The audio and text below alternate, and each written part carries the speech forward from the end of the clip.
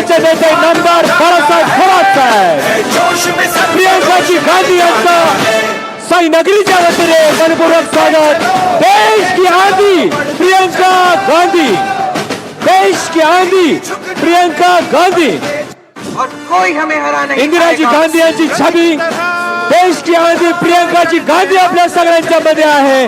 महाविकास आघाडीच्या उमेदवारांच्या प्रचारार्थ समेत नामदार बाळासाहेब थोरात साहेब आणि सर्व उमेदवार या सगळ्यांचं महाविकास आघाडीच्या वतीनं मनपूर्वक स्वागत आहे। मानवंदन आपल्याला द्यायचे आहे। देश की आंधी, देश की आंधी, देश की आंधी। काँग्रेसच्या राष्ट्रीय नेत्या प्रियंकाजी गांधी यांचं साईंच्या शिर्डीमध्ये मनपूर्वक स्वागत आहे। आजच्या या महाविकास आघाडीच्या उमेदवारांच्या प्रचारार्थ काँग्रेसच्या राष्ट्रीय नेत्या प्रियंकाजी गांधी यांनी आलेल्या सर्व मान्यवरांचं स्वागत। महाराष्ट्राच्या युवा नेत्या डॉक्टर जयाताई थोरात यांना विनंती आहे की आपण आलेल्या सर्व मान्यवरांचं स्वागत करावं। डॉक्टर जयाताई थोरात।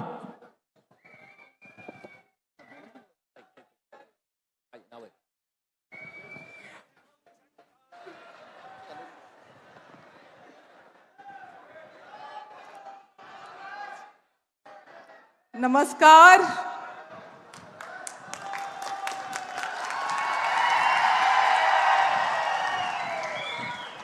आज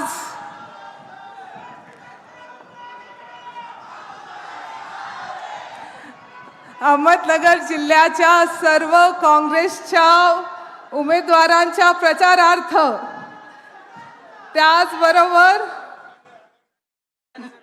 महाविकास आघाडीच्या उमेदवारांच्या प्रचारार्थ आणि आपल्या घोगरेताईंच्या, संदीप दादांच्या, हेमंत दादांच्या आणि आपल्या सर्वांचे मार्गदर्शक आमदार बाळासाहेब थोरात साहेबांच्या प्रचारार्थ आज शिर्डी नगरीमध्ये, आपल्या साईबाबांच्या नगरीमध्ये प्रियंकाजी गांधी आज इथे आलेल्या आहेत। आपण सर्वजण जोरात टाळ्या वाजवून त्यांचं स्वागत करूया। प्रियंका जी, आपका मैं मनोदिल से, तहे दिल से आपका बहुत बहुत स्वागत करती हूँ। हमारी ये शिरडी नगरी जो है ये साईं बाबा जी की नगरी है और यहाँ पे सब लोग आज इधर आपके लिए आए हुए हैं। आपसे बहुत प्यार करते हैं सब लोग। सब यहाँ पे जो जितना क्राउड दिखाई दे रहा है और बहुत सारे लाइव भी देख रहे होंगे, ये सब लोग आपसे, इंदिरा जी से, राहुल जी से, सोनिया जी से, सबसे बहुत प्यार करते हैं और सब लोग आज इधर आपको मिलने के लिए आए हैं। शिरडी विधानसभा क्षेत्र जो है, इस जगह को हमें दहशत से आजादी देनी है। आपल्या सर्वांवरती जबाबदारी आहे की ही जागा साईबाबांचा जो क्षेत्र आहे आणि हा विधानसभा क्षेत्र जे आहे यातून आपल्याला दहशतीमधनं बाहेर काढण्याची जबाबदारी आपल्या प्रत्येक माणसाची इथे आहे। आपल्या प्रवरेची वाघीण घोगरे काकी हा आपल्यासाठी लढतायत, आपल्या प्रत्येक जणासाठी लढतायत। त्यांना मोठ्या मताधिक्याने आपल्या सर्वांना निवडून द्यायचं आहे।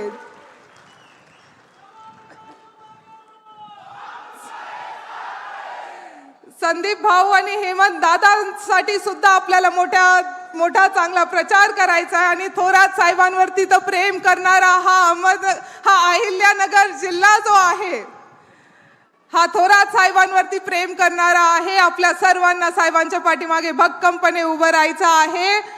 मला खूप आनंद होतोय आज तुमच्या सर्वांचं इथं स्वागत करताना। आज आपल्याला आज इथे मोठे सर्वजण आलेले आहे, सर्वांचं स्वागत आज इथे मी करते। आणि प्रियंका जी, आपको मैं बस बताना चाहती हूँ कि हम सब इंदिरा जी को बहुत मानते हैं। अभी भी ये आदिवासी यहाँ के जो है वो आंखों में से आंसू आते उनकी याद करते हुए। हर इंसान इंदिरा जी को मानने वाला है, कांग्रेस पक्ष को मानने वाला है और ये महाविकास आघाड़ी बहुत अच्छा काम करेगी, ये मुझे पूरा विश्वास है। आप यहाँ पे आई, मैं आपका बहुत बहुत स्वागत करती हूँ और बहुत सारा आभार मानती हूँ आणि मी तुमच्या सर्वांचे खूप आभार मानते आणि माझे 2 शब्द संपवते. धन्यवाद. धन्यवाद ताई.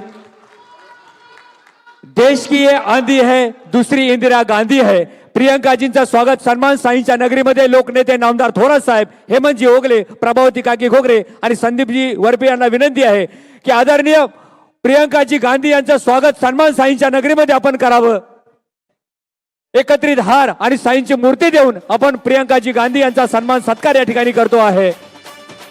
डॉक्टर जयताईंना विनंती आहे की आपण हा एकत्रित हार देऊन आलेल्या सर्व मान्यवरांचं स्वागत आपण करतोय. आपण करायचं आहे टाळ्यांच्या गजरामध्ये स्वागत. प्रियंकाजी गांधी यांचं जोरदार स्वागत आपण करणार आहोत.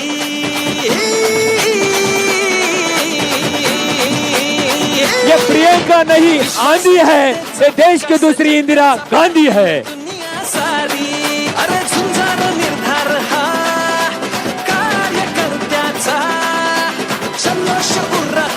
आलेल्या सर्व मान्यवरांच्या टाळ्यांच्या गजरामध्ये आपण स्वागत करतोय. मी आपल्या सगळ्यांना विनंती करतो की प्रचंड टाळ्यांचा गजर आपण करूया. प्रियंकाजी गांधी यांचं स्वागत आपण करूया.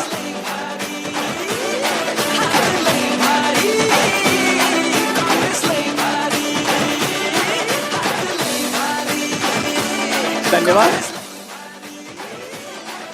यानंतर अगदी 2-2च मिनिटांमध्ये आपले जे उमेदवार आहेत त्यांनी मनोगत व्यक्त करायचं आहे. सर्वप्रथम श्रीरामपूरचे काँग्रेसचे उमेदवार हेमंतजी ओगले आणि त्यानंतर श्रीरामपूरचे महाविकास आघाडीचे उमेदवार संदीपजी वरपे. कोपरगावचे संदीपजी वरपे, आता हेमंतजी ओगले श्रीरामपूर.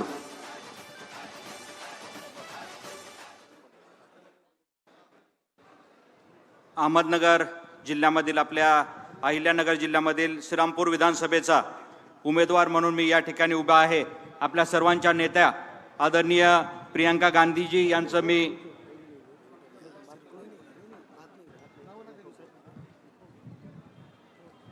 मैं उनका यहाँ पे शिरडी के इस पावन भूमि में स्वागत करता हूँ.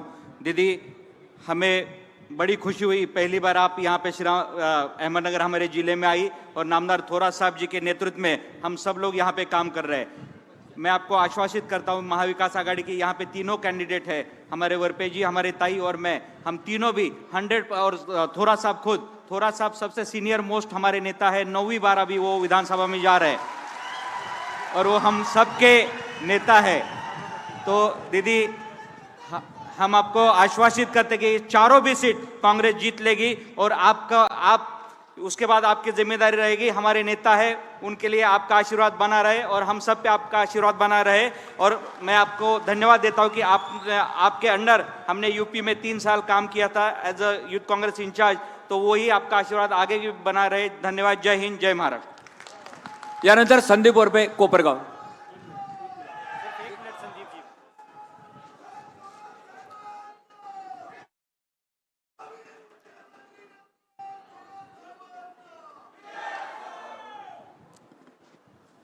आपल्याला सगळ्यांना मार्गदर्शन करायला आलेल्या आपल्या सगळ्यांच्या लाडक्या आदरणीय प्रियंकाजी गांधी, मी मराठीतच बोलतो. देशाचे नेते आदरणीय राहुलजी गांधी, शरद पवार साहेब आणि उद्धव साहेब ठाकरे यांनी निर्माण केलेल्या महाविकास आघाडीचा मी उमेदवार आणि आपल्या जिल्ह्याचे सुपुत्र आणि राज्याचे नेते आदरणीय बाळासाहेब थोरात साहेब यांच्या मार्गदर्शनाखाली माझ्यासारखा एक सामान्य कार्यकर्ता, प्रियंका जी, मैं एक टीचर का लड़का हूँ, एक शुगर टाइकून से मैं लड़ रहा हूँ और ये सब पॉसिबल हुआ राहुल जी, पवार साहब और ठाकरे साहब और थोरात साहब की वजह से. और इन सब लोगों का आशीर्वाद मुझे है, थोरात साहब का आशीर्वाद मुझे है. और मैं आपको, हम लोग तीनों जो यहाँ खड़े हैं और बाकी के हमारे साथी जो महाविकास आघाड़ी के जो आज यहाँ नहीं है, सबके सब भारी मत से चुन के आएंगे और आपके नेतृत्व में राज्य में महाविकास आघाड़ी की सरकार होगी. इतना कहता हूँ.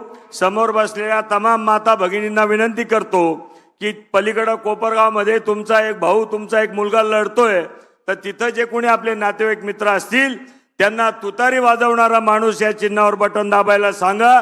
रामकृष्ण हरी वाजवा तुतारी. धन्यवाद संदीपजी. यानंतर या विधानसभा मतदारसंघातील आदरणीय घोगरे काकींना विनंती आहे की आपण थोडक्यात मनोगत व्यक्त करू. घोगरे काकी.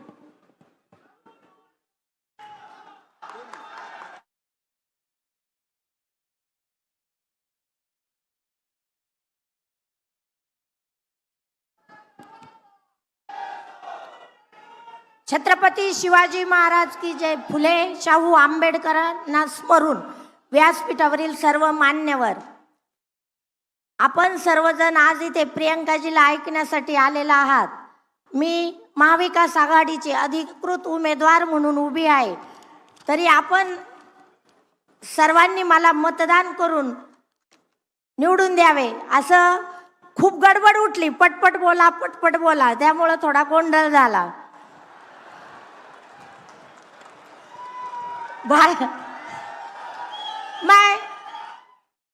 मैं सिर्फ आप लोगों को इतना कहना चाहती हूँ कि एक देश की बेटी, एक किसान की बेटी को मिलने के लिए बाबा के दरबार में आई है. ये हमारे लिए बहुत सुखद धक्का है. प्रियंका जी, मैंने सपने भी में नहीं सोचा था कि आपके साथ मुलाकात होगी. आप सब लोगों को ये समझना चाहिए कि किसान जब सोचता है, ठान लेता है, तो कुछ भी हो सकता है. आदरणीय पवार साहेब, उद्धवजी ठाकरे साहेब, आपले मार्गदर्शक थोरात साहेब यांच्या सहकार्यामुळे आज बघा मला देशाच्या मोठ्या नेत्यांबरोबर बसण्याची संधी मिळाली.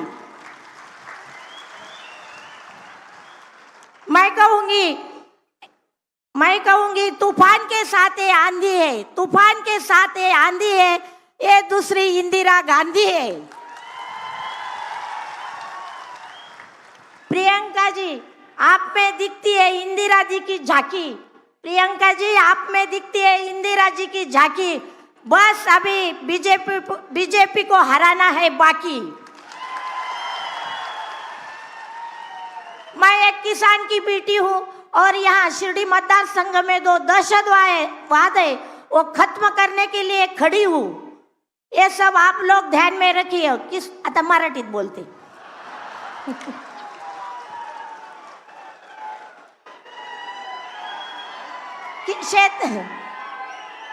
शेतकऱ्यांचे जे प्रश्न आहेत, आपल्याकडे प्रलंबित शेतकऱ्यांचे प्रश्न, दुधाचा भाव, सोयाबीनचा भाव, शेतीमालाला शाश्वत भाव हवा, शिर्डी संस्थांमधील कर्मचाऱ्यांचे प्रश्न, निळवंड्याचे पाणी शेतकऱ्यांच्या शेतीपर्यंत पोचले पाहिजे ते प्रश्न, गोदावरी कालव्याचा प्रश्न, आज आपल्या संस्थांकडे आलेला नगर मनमाडचा प्रश्न, असे अनेक प्रश्न प्रलंबित आहेत. 30 वर्ष मोठमोठ्या पदावर कारभार करूनही सगळे प्रश्न दुर्लक्षित आणि प्रलंबित राहिले. निवडणुकीच्या तोंडावर फक्त आश्वासनं, पार्ट्या, मध्य पार्ट्या, अशा प्रकारचं वातावरण चालू आहे. तरी तुम्ही सर्वजण माझ्या पाठीशी उभे राहा व महाविकास आघाडीतील सर्वांना विजयी करा. एवढे बोलून मी माझे 2 शब्द संपवते. धन्यवाद. धन्यवाद काकी. यानंतर मास लीडर ऑफ महाराष्ट्र, आपल्या सर्वांचे लोकनेते, महाराष्ट्राचे नेते आदरणीय नामदार थोरात साहेबांना विनंती आहे, टाळ्यांच्या गजरामध्ये आपण साहेबांचं स्वागत करूया. नामदार बाळासाहेब थोरात साहेब.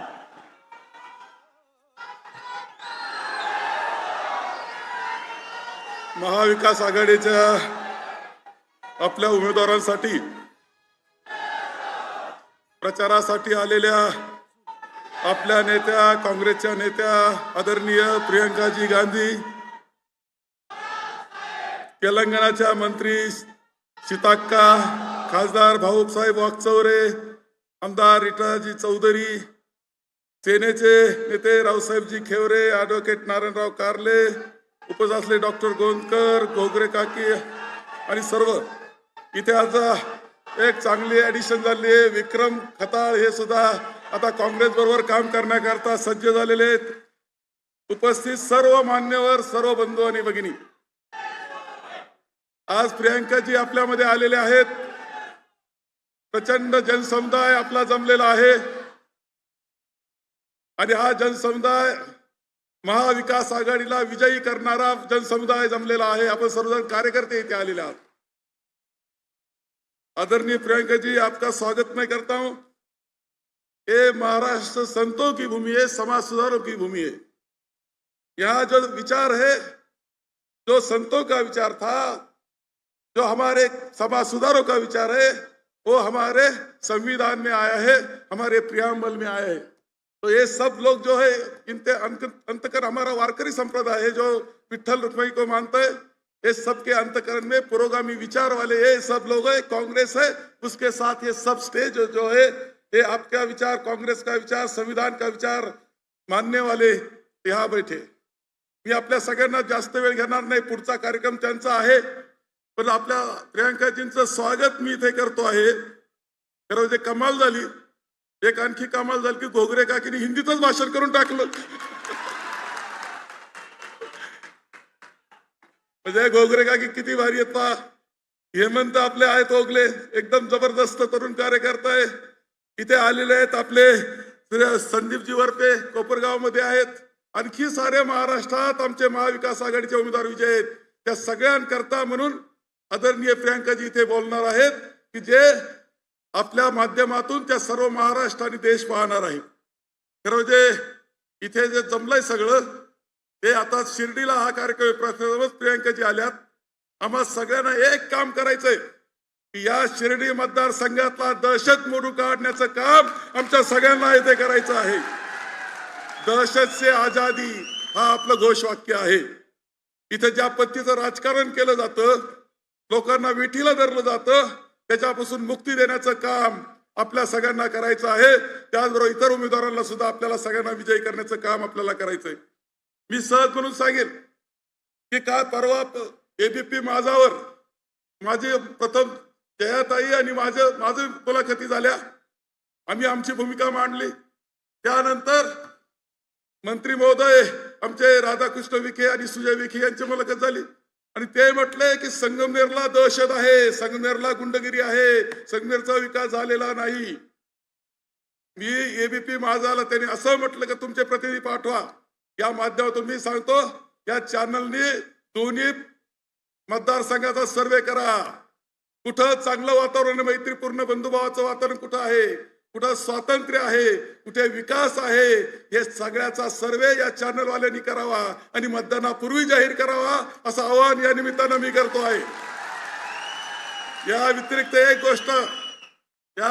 एक गोष्ट की राधाकृष्ण विखे यांना मी आणखी एक आवाहन केलं होतं. ते ज्यावेळेस संगमनेरवर आरोप करत होते, आता संगमनेरवर आरोप करतात विकासाच्या बाबतीतला, दहशतीच्या बाबतीतला.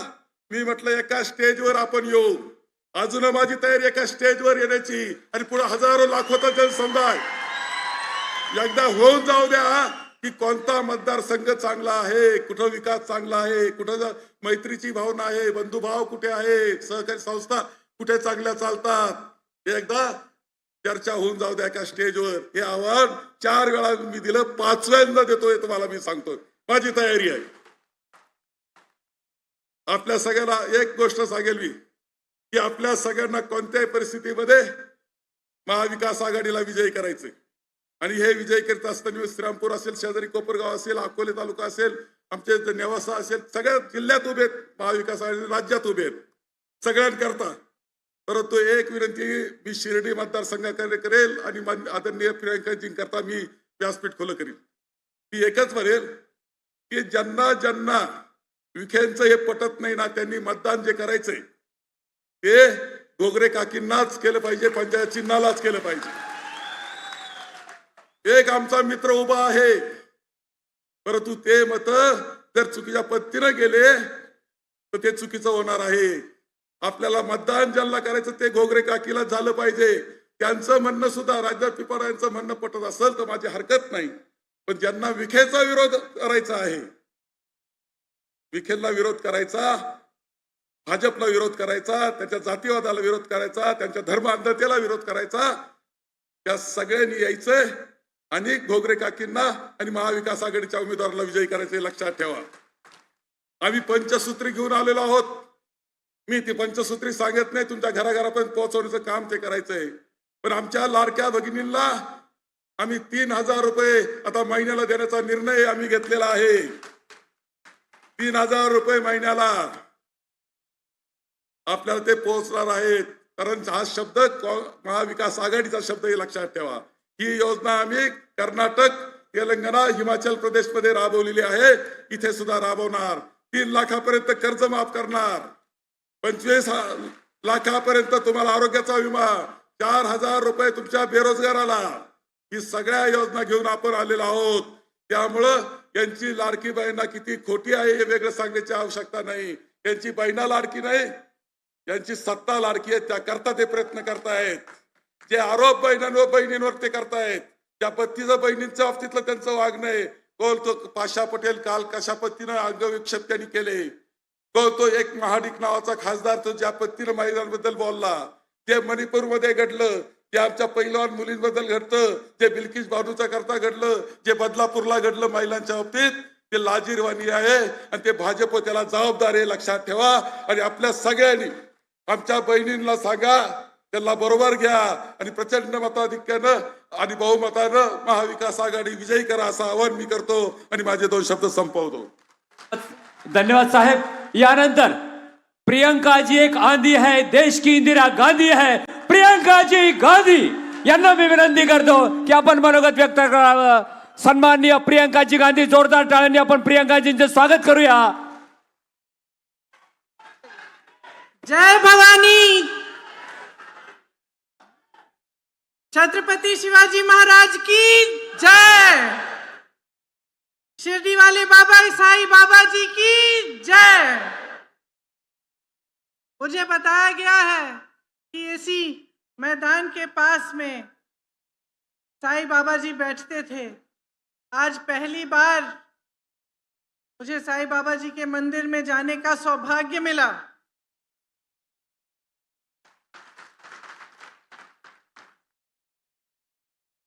और सचमुच ऐसा लगा कि ये पवित्र भूमि है. सामाजिक क्रांति की धरती है. महात्मा फूले जी, साहू जी महाराज जी और बाबा साहेब अंबेडकर जी की धरती है.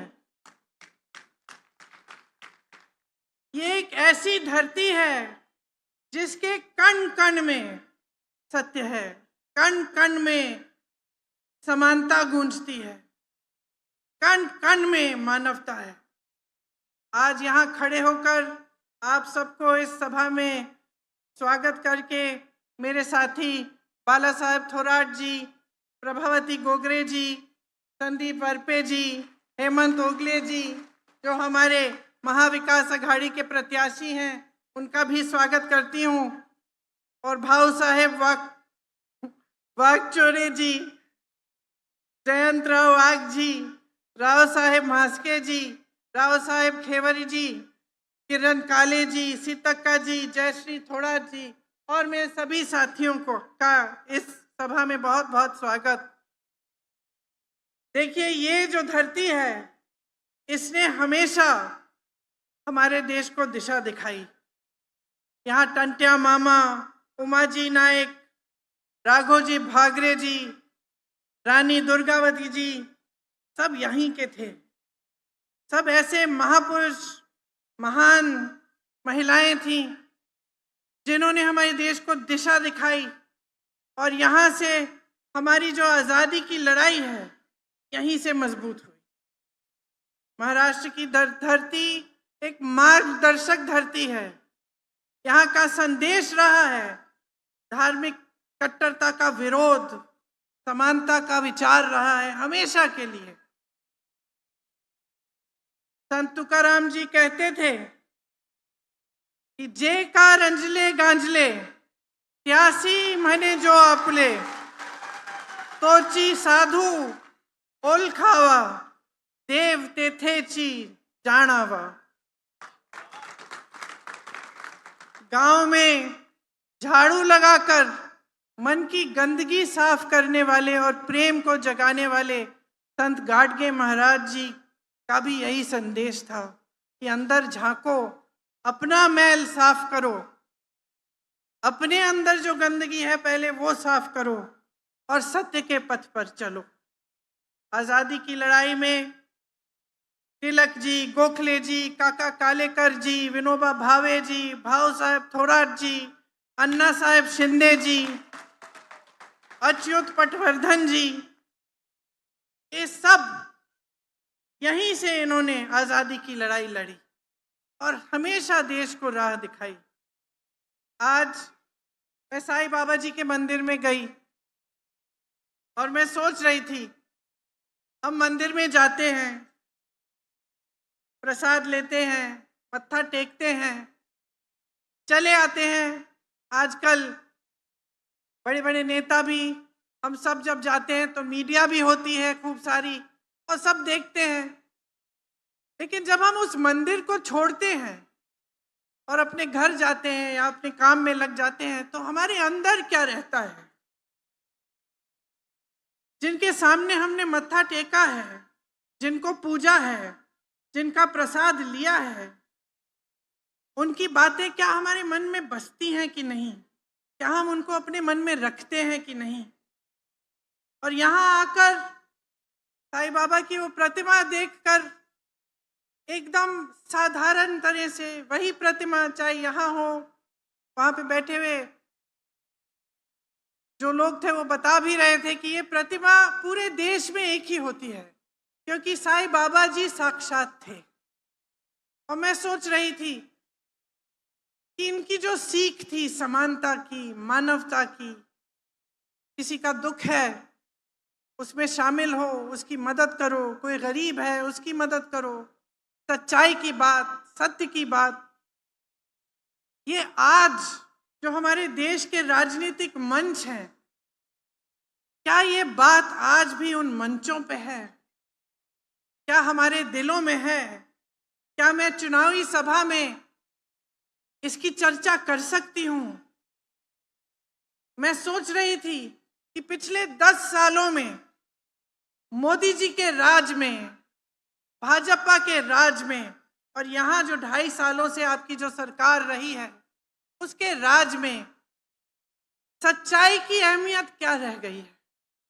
ऐसे मंचों पर चाहे मंत्री हो, प्रधानमंत्री हो, बड़े बड़े नेता हो, कुछ भी कह देते हैं, उनको ये परवाह नहीं होती कि मैं जो कह रहा हूं, मैं जो जनता के सामने रख रहा हूं, ये सच है कि नहीं है, ये भलाई की बात है कि नहीं है, क्या मैं जनता के जज्बातों के साथ खिलवाड़ कर रहा हूं, राजनीति कर रहा हूं, या जनता की भलाई की बात कर रहा हूं।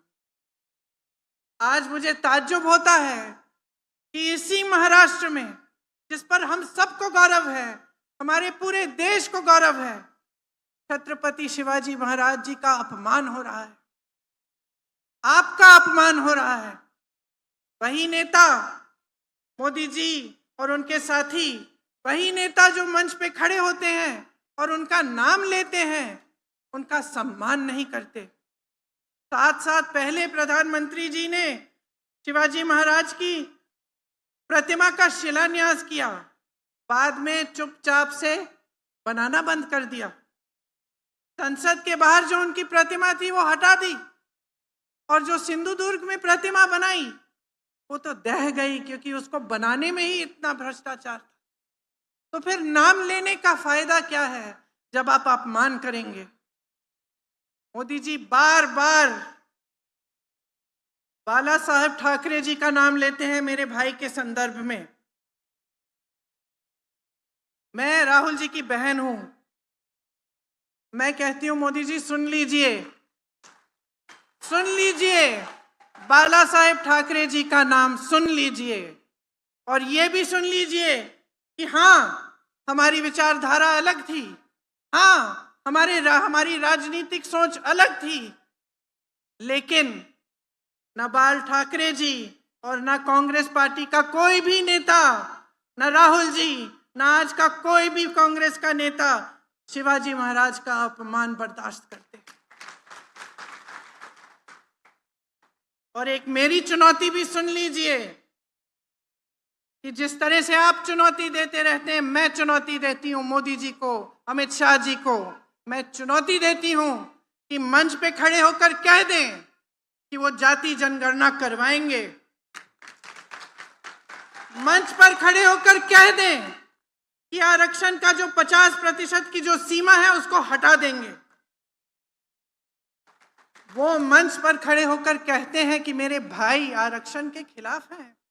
वो व्यक्ति जो मणिपुर से मुंबई तक जिसने यात्रा की, न्याय यात्रा की, न्याय मांगने के लिए, उस व्यक्ति के बारे में कहते हैं कि वो आरक्षण के खिलाफ है। झूठ बोलते हैं, सरासर झूठ, आपके मंचों पर खड़े होकर ये जानते हुए कि इस इंसान ने कन्याकुमारी से कश्मीर तक पैदल यात्रा की है, न्याय मांगी है, जाति जनगणना की बात की है। इसलिए करते हैं क्योंकि डर गए। उन्होंने देखा कि ये व्यक्ति कन्याकुमारी से कश्मीर 4000 किलोमीटर चल पड़ा और मणिपुर से मुंबई चल पड़ा और इसने न्याय मांगा। और इस व्यक्ति ने कहा कि जाति जनगणना होनी चाहिए, हमें मालूम होना चाहिए कि कौन किसकी कितनी संख्या है, क्योंकि जब तक हम जानेंगे नहीं ठीक तरह से तो तब तक सही आरक्षण कैसे देंगे। ये जानते हुए पूरी जनता के सामने ये झूठ बोलते हैं। ये महाराष्ट्र की जनता का अपमान है, ये आपका अपमान है, क्योंकि ये सत्य की धरती है। आपने हमेशा सच्चाई को पहचाना है और सिर्फ ये नहीं, आपके साथ ये भेदभाव करते हैं। महाराष्ट्र से कितने उद्योग इन्होंने कहीं और भेज दिए। एक प्रधानमंत्री, एक सरकार की दृष्टि क्या होनी चाहिए। मेरी बहनें बैठी हैं, आप में से कुछ माताएं होंगी, 4-5 बच्चे होते हैं, किसी के 2 होते हैं, किसी के 3 होते हैं। एक माँ हमेशा समान दृष्टि से अपने बच्चों को देखती है, भेदभाव नहीं करती।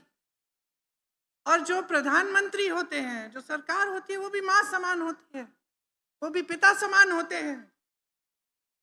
उनको भेदभाव नहीं करना चाहिए। यहाँ से महाराष्ट्र से उद्योग हटा दिए, दूसरे प्रदेशों में भेज दिए।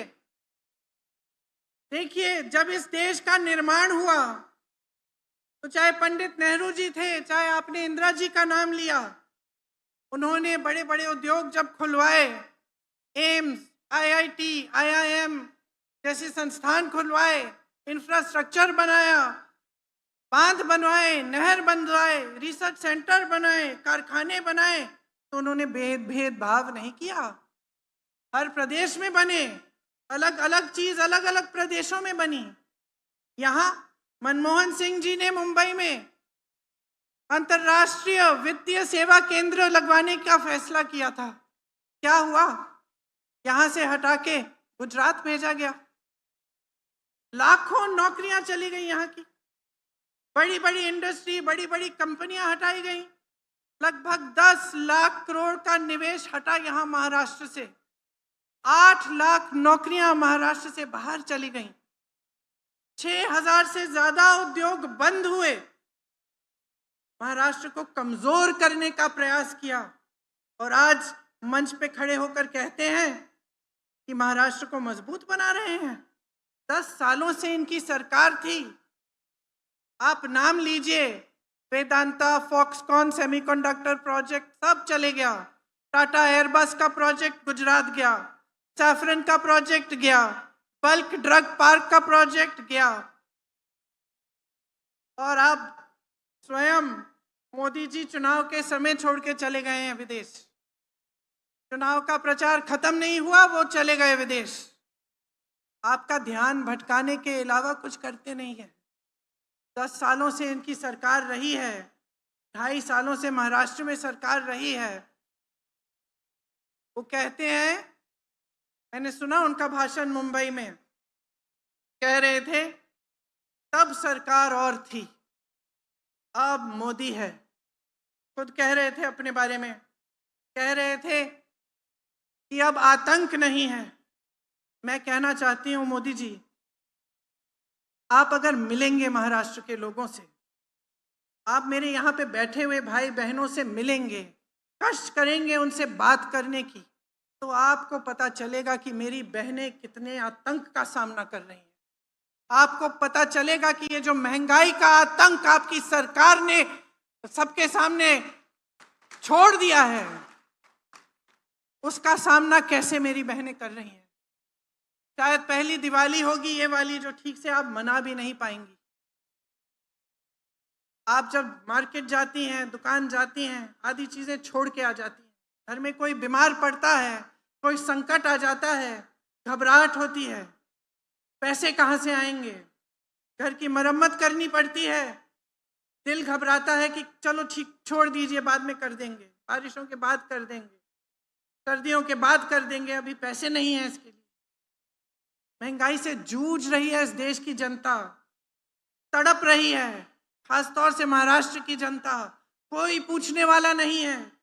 चुनाव आने लगा है, 1500 रुपए का आपको बोल दिया है कि क्या उनकी जो योजना है, आपको लाडली बहन वाली योजना कह दिया कि लीजिए 1500 रुपए पकड़ लीजिए, लेकिन आपसे छीना कितना जा रहा है। हर स्तर पर आपको घर के लिए कुछ खरीदना है, खाने की चीजें खरीदनी है, गैस का सिलेंडर खरीदना है, 1500 रुपए में होगा क्या। और सोचते हैं कि चुनाव आ रहा है, 3-4 महीने पहले से हम देना शुरू कर देंगे, सारी महिलाएं हमें वोट दे देंगी। लेकिन बहनों, सतर्क हो जाओ, समझ लो कि आपके साथ क्या हो रहा है। 2.5 सालों से इनकी सरकार है, 10 सालों से केंद्र में सरकार है, अभी क्यों दे रहे हैं आपको? पहले क्यों नहीं सोचा? जब आप गैस सिलेंडर के लिए आप मांग करते थे कि इसको कम महंगा करो, इसका दाम कम करो, तब क्यों नहीं किया? जब आपको त्योहार मनाना होता है और आपके पास पैसे नहीं होते, तो कौन आता है आपके आंसुओं को पोंछने के लिए, आपकी मदद करने के लिए? आप अपने बच्चे को पालते हो, पोसते हो, मेहनत करते हो। मेरी बहनें, मैं जानती हूँ, खेती में भी जाती हो, जॉब भी करती हो, सब कुछ करती हो, फिर भी घर आके मेहनत करती हो, खाना पकाती हो, देखती हो कि सब बच्चे सो गए हैं, सबके पेट में खाना है कि नहीं, कोई बीमार तो नहीं है। बहुत मेहनत करती हो अपने बच्चों को बड़ा करने के लिए। बच्चे बड़े होते हैं, कोई रोजगार की संभावना ही नहीं है। सरकार ने जितने भी माध्यम थे रोजगार बनाने के, सब खत्म कर डाले, और फिर मंच पे आकर कहते हैं वो सरकार और थी, आज मोदी है। आज मोदी है, इसीलिए इतनी महंगाई है, इसीलिए यहाँ का किसान तड़प रहा है, इसीलिए 10 सालों से सोयाबीन के दाम बढ़ाए नहीं गए हैं, क्योंकि मोदी जी हैं, खुद कह रहे हैं आज मोदी हैं। मैं पूछना चाहती हूँ इनसे, प्याज का किसान क्या करेगा? आपने उसकी क्या हालत बना दी है। कपास का किसान क्या करेगा? आपने उसको बर्बाद कर डाला है। क्या किया है आपने इन किसानों के लिए? जीएसटी पे जीएसटी थोप दिया, जो भी खरीदना होता है उस पे जीएसटी, ट्रैक्टर पे जीएसटी, खाद नहीं मिलती, सही दाम नहीं मिलता, कपास का नहीं मिलता, सोया का नहीं मिलता। संकट में है किसान आज। आप 10 सालों से प्रधानमंत्री हैं, आपने कुछ नहीं किया। किस मुंह से खड़े होकर आप कह रहे हैं कि आप महाराष्ट्र को आगे बढ़ाएंगे, कि आप देश के किसानों को मजबूत करेंगे? किस मुंह से? हर तरफ से आपने घेरा है, 50 लाख टन का फसल बर्बाद किया। प्याज का पहले निर्यात बैन कर दिया, फिर जब बैन उठाया तो एक्सपोर्ट पे ड्यूटी डाल दी। कपास का आयात करके आपने दाम घटवा दिए। तो हर तरफ से आपने हमला ही किया है किसानों पे। संतरे के निर्यात पे भी ड्यूटी बढ़ा दी। दूध का दाम नहीं मिलता है दूध उत्पादक किसानों को। कांग्रेस के समय में 40 रुपए मिलते थे। हाँ मोदी जी, तब सरकार और थी, आज मोदी जी हैं, आज आप हैं। ये बात आज जनता को अच्छी तरह से समझ में आने लग गई है। देखिए, आज हर तरफ से, चाहे किसान है, चाहे युवा है जो बेरोजगार है, जो पढ़ा लिखा है लेकिन उसको कहीं नौकरी नहीं मिल रही है, कहीं से रोजगार नहीं मिल रहा है, चाहे मेरी बहनें हैं जो महंगाई का आतंक का सामना कर रही हैं, हर तरफ से मोदी जी की जो नीतियां हैं उन्होंने आपको कमजोर करने का काम किया है। 16 लाख करोड़ रुपए इन्होंने बड़े बड़े उद्योगपतियों के माफ किए हैं, कर्ज माफ किए हैं। मैं आपसे पूछना चाहती हूं मेरे किसान भाइयों, आपका कर्ज माफ किया है? क्या कहते हैं जब कांग्रेस पार्टी कहती है कि कर्ज माफ कर दो? क्या कहते हैं? कहते हैं कि पैसा नहीं है। तो अगर पैसा नहीं है तो 16 लाख करोड़ रुपए आपने बड़े बड़े उद्योगपतियों के कैसे माफ कर दिए? इसका जवाब है नहीं उनके पास। कांग्रेस ने जहां जहां कांग्रेस की सरकार है वहां कर्ज माफ करने का काम किया। राजस्थान में, छत्तीसगढ़ में, तेलंगाना में, कर्नाटका में। मोदी जी तब सरकार और थी, आज आप हैं। सुन लीजिए, जनता देख रही है, जनता पहचान रही है। जो नौजवान हर जगह अपनी नौकरी, अपनी रोजगार ढूंढने के लिए भटक रहे हैं, पढ़े लिखे हैं, आत्मविश्वास खो रहे हैं, घर आते हैं, अपने माँ बाप को देखते हैं, सोचते हैं कि मैं इनके लिए कुछ नहीं कर पा रहा हूं। इनको जवाब कौन देगा? आपको जवाब देना पड़ेगा। मोदी जी की सरकार को जवाब देना पड़ेगा और यहाँ महाराष्ट्र की सरकार को जवाब देना पड़ेगा कि आपके रोजगार यहाँ से दूसरे प्रदेशों में क्यों भेजे इन्होंने। आज 2 लाख सरकारी पद खाली हैं, इनको भरने का कोई काम नहीं किया गया है। युवा बेरोजगार हैं, पद खाली हैं, आप उसको भी नहीं कर रहे हो, आप उन्हें भी नहीं भर रहे हो। सबसे ज्यादा आत्महत्या महाराष्ट्र के युवाओं में है, पूरे देश भर में। शर्म की बात है, इतना गौरवशाली, इतना महान प्रदेश, इतने कर्मठ लोग, ऐसे लोग कि जहां भी जाते हैं प्रदेश का नाम रोशन करते हैं। मैं दिल्ली में मिलती हूं लोगों से, महाराष्ट्र के लोग होते हैं, एकदम मुझे पता चल जाता है काम करता है ये आदमी, इसमें वो ऊर्जा है, काम करना चाहता है, आलसी नहीं है। ऐसे लोगों को बर्बाद करना है, यही इनकी नीति है, यही इनकी राजनीति है, यही इनकी विचारधारा है कि किस तरह से आपको बांटा जाए, या धर्म के नाम पर या जाति के नाम पर किस तरह से बांटा जाए, किस तरह से आपका ध्यान भटकाया जाए ताकि ये लोग आगे बढ़ें। संविधान की बात करते हैं, संविधान की धज्जियां किसने उड़ाई है इस प्रदेश में? संविधान कहता है कि जनता के हाथों में सबसे बड़ा औजार है, सबसे बड़ी शक्ति है। क्या है ये शक्ति? ये शक्ति आपका वोट है। संविधान कहता है कि अपने वोट के द्वारा आप अपनी सरकार चुनेंगे। यहां क्या हुआ? आपने सरकार चुनी ना पिछले चुनाव में, फिर क्या हुआ? पैसों के बल पर, घूस देकर, डराकर, धमकाकर, एजेंसियां लगवाकर ये सरकार चोरी हुई। किसने की ये चोरी? किसने किया ये विश्वासघात? किसके साथ? महाराष्ट्र की जनता के साथ। ये मोदी जी ने किया, ये मोदी जी के नेताओं ने किया, ये भाजपा ने किया।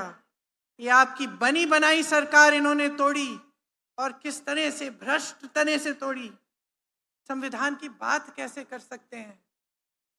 इस संविधान में लिखा है कि जो जनता चाहती है वही होना चाहिए। कहाँ लिखा है इस संविधान में कि जनता एक सरकार को चुनेगी और आप चोरी चोरी से पैसे देकर, डराकर, धमकाकर उस सरकार को ही बदल डालेंगे? कहाँ लिखा है? और मैं आपसे पूछना चाहती हूँ, आप जनता हो इस महान प्रदेश की, आपको सब कुछ दिख रहा है, आपको दिख रहा है कि सरकार एक चुनते हैं, आप कुछ दिनों बाद बदल जाती है। विधायकों को ऐसे पकड़ के ले जाते हैं, कहीं पे छुपा के रखते हैं दिनों के लिए, घूस दे देकर। और सब जगह पत्रकार भी लिख रहे हैं कि 100 करोड़, 500 करोड़, 600 करोड़। ये किसके पैसे हैं? कहां से आए ये सारे करोड़ों रुपए? ये क्या वो तो नहीं है जो आपके विकास के लिए जाने चाहिए, जो आपसे चोरी किए जा रहे हैं? और आपकी सरकारें अब ऐसे बनेंगी? तो फिर आपके पूर्वज लड़े क्यों आजादी के लिए? हमारे पूर्वज लड़े क्यों इस देश के लिए? शहीद क्यों हुए इस देश के लिए? ताकि इस देश के संविधान का चकनाचूर बना दे कोई, पैसों के बल पर, धन के बल पर। तो सोचिए, सब आपकी आंखों के सामने हो रहा है।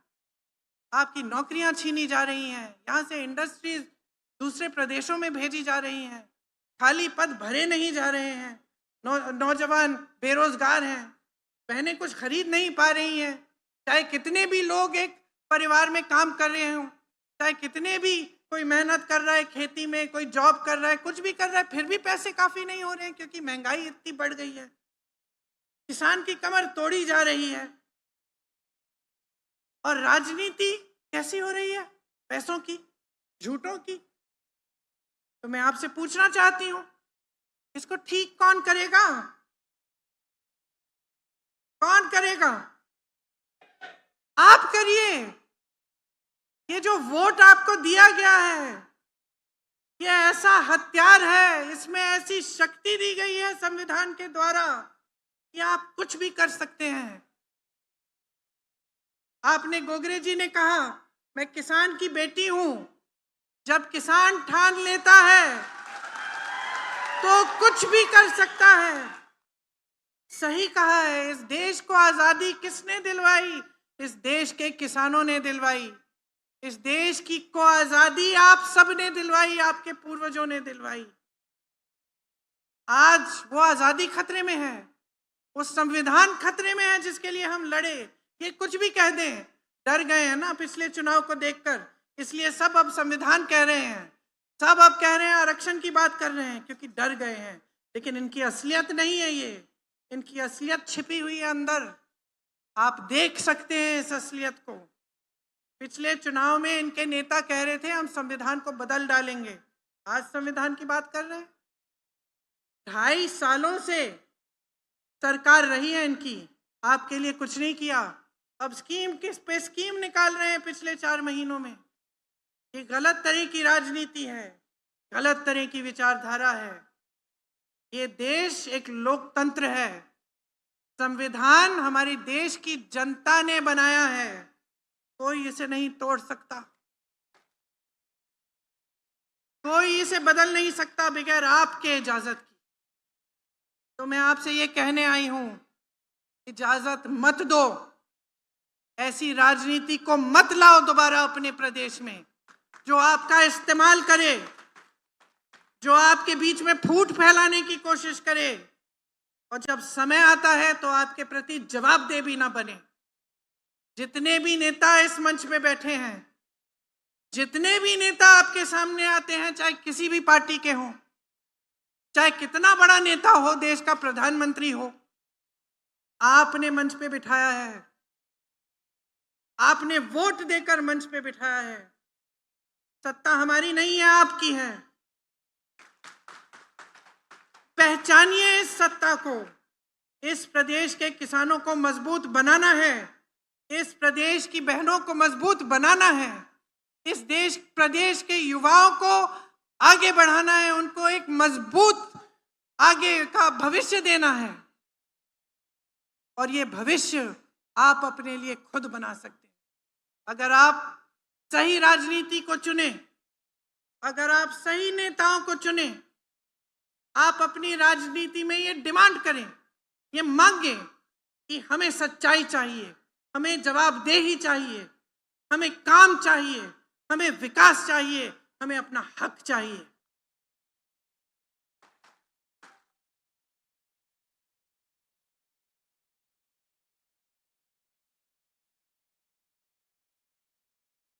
तो जब चुनाव में नेता आते हैं, भाषण देते हैं, ध्यान से सुनिए क्या कह रहे हैं। ध्यान से सुनिए, लेकिन साथ साथ उनकी कार्यशैली भी देखिए, समझिए।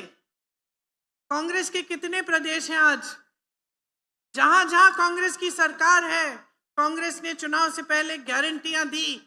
चुनाव के खत्म होते ही, जैसे ही सरकार बनी, पहले दिन से गारंटी शुरू हो गई। और यहां 2.5 सालों से सरकार है, चुनाव के 3-4 महीने पहले ले आए अपनी लक्ष्मी वाली योजना, लाडली बहना वाली योजना, जिससे आपको 1500 रुपए पकड़ा रहे हैं। तो 2.5 सालों के लिए तो नहीं किया। कांग्रेस की सरकारों को देखिए, शुरू से जब से सरकार बनती है, छत्तीसगढ़ में मुझे याद है 24 घंटे के अंदर अंदर किसानों के कर्ज माफ करने का काम शुरू हो गया। ये लोग क्या कहते हैं, पैसे नहीं है। तो हम यहां पे भी, इस चुनाव में भी कांग्रेस पार्टी और महाअगाड़ी योजना नहीं, महाविकास अघाड़ी, माफ करिए, महाविकास अघाड़ी, हम लोग कह रहे हैं कि हमारी कुछ गारंटियां हैं। ध्यान से इन गारंटियों को सुनिए। महिलाओं को हम हर महीने 3000 रुपए देना चाहते हैं, और बस की जितनी भी यात्राएं हैं प्रदेश में वो मुफ्त होंगी। अब आप पूछ सकते हैं कि ठीक है, आपने कह दिया, हमें कैसे मालूम, आप करेंगे। साथ में देखिए, कर्नाटका में हो रहा है। तो आपको ये भी देखना है कि ये लोग जो कह रहे हैं कहीं पे कर भी रहे हैं, हम कर रहे हैं। तो एक तो ये गारंटी है। दूसरी कि हम जातिगत जनगणना करवाएंगे और 50% आरक्षण की सीमा हटाएंगे। इसके लिए मैंने कहा कि मेरे भाई राहुल गांधी जी ने देश भर में यात्रा की है, और हम करके दिखाएंगे आपको। एक और गारंटी है कुटुंब रक्षा। इसमें 25 लाख का स्वास्थ्य बीमा आपको मिलेगा। देखिए, ये राजस्थान में हमने किया था, और मुझे इतनी खुशी हुई थी उस समय जब मैं राजस्थान गई थी। मैं ऐसे लोगों से मिली जिनका पूरा हार्ट का ऑपरेशन, कैंसर का पूरा इलाज सारा सरकार ने कराया इन 25 लाख रुपयों में, और उनको कुछ नहीं देना पड़ा। सिर्फ जो रजिस्ट्रेशन का एक फॉर्म होता है, 100-200 रुपए उसके भरने के पैसे दिए, सब मुफ्त हुआ। और हम यहाँ भी, आपके प्रदेश में भी ये करना चाहते हैं। तो ये हमारी तीसरी गारंटी है।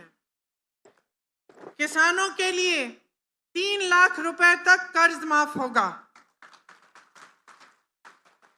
और जो नियमित कर्ज चुकाने पर 50,000 रुपए का प्रोत्साहन भी मिलेगा। सोयाबीन के लिए जो एमएसपी है वो हम 7,000 रुपए प्रति क्विंटल हम देंगे। कपास के लिए भी सही एमएसपी मिलेगी आपको। प्याज के लिए जो उचित दाम तय करने के लिए हम एक कमेटी बनाएंगे, ताकि आपको, कमेटी चर्चा करेगी और आपको उचित दाम मिलेगा। युवाओं को हमारा वचन है, हमारी गारंटी है कि 2.5 लाख जो खाली पद हैं उनको हम सरकार बनते ही हम भरने का काम करेंगे, और बेरोजगारी का हम 4,000 रुपए का भत्ता दिलवाएंगे। मैं जानती हूं कि यहाँ शिरडी में भी आपके कई मुद्दे हैं। आप सब मुझे बता रहे थे कि यहाँ आतंक बहुत है।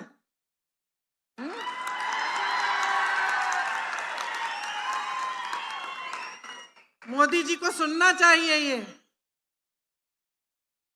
कि डराया जाता है, धमकाया जाता है आपको, डरो मत।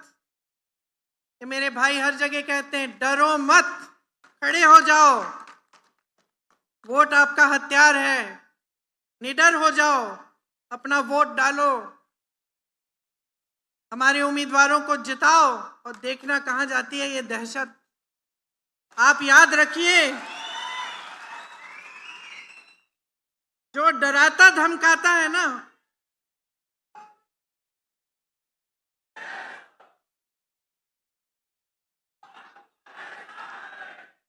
जो डराता धमकाता है ना, वो सबसे बड़ा डरपोक होता है। ये बात बच्चा बच्चा जानता है, पाठशालाओं में बच्चे जानते हैं कि भाई एक दिन हमने ऐसे कर दिया ना तो भाग जाएगा वो डराने धमकाने वाला। तो मैं कह रही हूँ बहनों, कर दो ऐसे, खड़े हो जाओ। बहुत हो गया है, बहुत विश्वासघात हो गया है, बहुत झूठ दिखा दिया आपको, बहुत झूठ बोल दिए हैं, बहुत गलत तरह की राजनीति चल पड़ी है। सही कर दो, एक ऐसी राजनीति लाओ, ऐसी सरकार लाओ जो आपके लिए दिन रात एक करे, काम करे, आपके प्रदेश को आगे बढ़ाए, आपका सम्मान रखे, आपका गौरव बनाए। ऐसी सरकार लाओ जिसकी स्कीम आपके लिए हो, बड़े बड़े उद्योगपतियों के लिए नहीं। सब चीजें अडानी जी को पकड़ा दी। ये कैसी राजनीति है, कैसी सरकार है? आज यहाँ पे आपकी इंडस्ट्री नहीं है, मेडिकल और इंजीनियरिंग कॉलेज भी नहीं है, मैंने सुना है कि पर्याप्त बिजली भी नहीं मिलती। अभी मैं आ रही थी, ये सड़क तो ठीक लगी लगभग, लेकिन सुना है कि पूरे इलाके में सड़कें टूटी हैं। तो इतनी सारी समस्याएं हैं। यहाँ पे दुनिया भर के लोग आते हैं, तीर्थ स्थान है इतना बड़ा, इसको हम मजबूत बनाएं, आपकी सड़कें ठीक करें, आपको पानी दिलवाएं कि किलोमीटर पे किलोमीटर मेरी बहनों को पानी लेने के लिए ना चलना पड़े। तो ये कर्तव्य होता है सरकार का, और हम नेताओं का कर्तव्य होता है। हम इस कर्तव्य को निभाना चाहते हैं, मौका दीजिए और इस बार ऐसा बहुमत दीजिए कि कोई सरकार को चुरा ना पाए। हमारे जितने भी यहाँ के उम्मीदवार हैं, आइए, बाला साहेब थोराट जी, प्रभावती गोगरे जी, संदीप वारपे जी, आ जाइए, इधर आ जाइए, हेमंत ओगले जी, हमारे महाविकास अघाड़ी के प्रत्याशी, इनको भारी से भारी बहुमत से जिताइए इस बार। ये जीत आपकी जीत होगी, ये जीत महाराष्ट्र की जीत होगी। मेरी बहनों, ये जीत आपकी जीत होगी।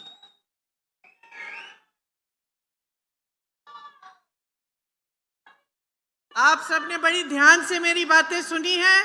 चुनाव के दिन भी याद रखना कि मैं क्या कह के गई, और जो मैंने कहा है उसका आप अपने आप आंकलन करिए, अपने आप देखिए कि आसपास के प्रदेशों में जहां कांग्रेस की सरकार है वहां ऐसे वाकई काम हो रहे हैं कि नहीं, आपको खुद पता चल जाएगा। और उस आधार पर अपना वोट दीजिए, डट कर वोट दीजिए, महाविकास अघाड़ी को जिताइए। जय हिंद। धन्यवाद प्रियंका जी। मैं प्रियंका जी से बताना चाहता हूं कि बाला साहब थोराट जी 9वीं बार संगमनेर विधानसभा क्षेत्र से चुनाव लड़ रहे, लगातार 8 बार जीत चुके हैं। और वोट ऑफ थैंक्स के लिए शिवसेना के जिलाध्यक्ष पहलवान रावसाहेब खेवरे जी, सर्वांचा आभार मानावं।